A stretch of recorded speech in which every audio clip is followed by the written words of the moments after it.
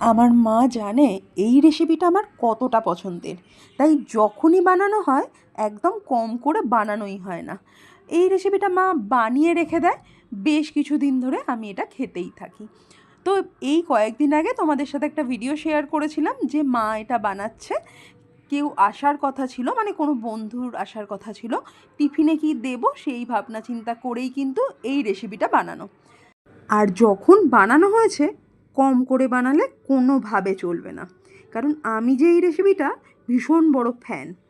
যাই হোক, আমার মা অনেকগুলোই বানিয়েছিল, তার মধ্যেই লাস্ট 2 পিস রয়ে গেছে। তো আজকে বৃষ্টির দিনে ভাবলাম বিকেলবেলার দিকে কি খাবো, তো বানিয়ে ফেললাম। আজকে আর দই ছিল না বলে দইটা দিতে পারিনি। এত লোভনীয় হয়েছে কি বলবো, কোনো বলার ভাষা নেই।